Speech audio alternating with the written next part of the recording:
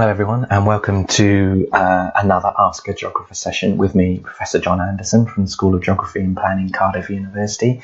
And in this session, I'm going to answer some questions from sixth form students about regeneration, and I'll do my best.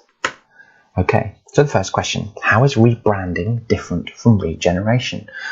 So as we know, places around us change all the time. They change due to global processes or local processes, processing happening at a range of geographical scales. They can change due to policy, due to environmental change, to cultural and social change. And all these things have implications for the communities that live there, for the different built environment that people live in, to the different social groups that live in an area. And issues of rebranding and regeneration seek interventions in those broader processes to try to improve the situation.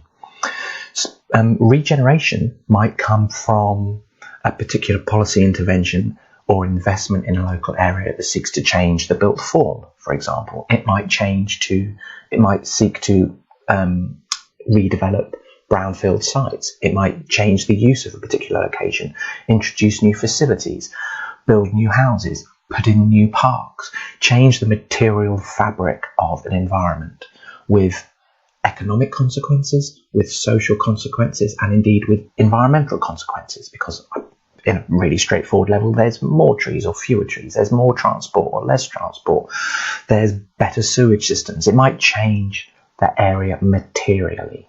And I think regeneration is usefully thought about those types of interventions. Rebranding, on the other hand, might not actually change the things that are there, but it might try to sell them in a different way. It might try to market them in a particular way. This might be from an area of dockland, for example, that was once in industrial use, but people are trying to encourage it for more leisure facilities, for example, and simply through marketing campaigns, by brochures, by social media campaigns, etc., you might try to change people's attitude towards those places. Stop thinking of it as a place for this and start thinking of it as a place for this.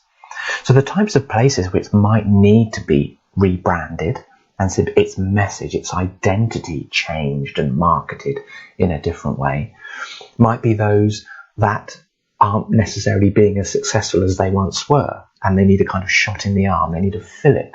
They need to improve their situation. And instead of changing the built form or the material artifacts and facilities that are there, they might simply try to change the way people think about them.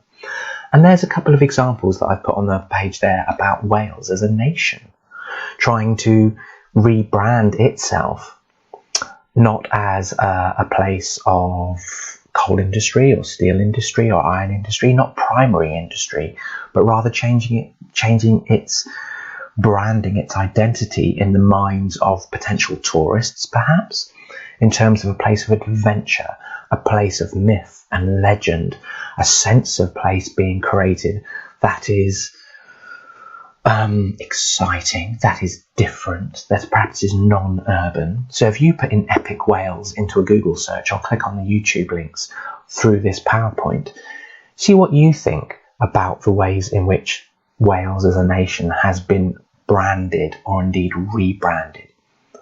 What types of activity are being encouraged? What types of people are being encouraged to Wales? Where might those places, where might those people be coming from? And what sort of industries might they support?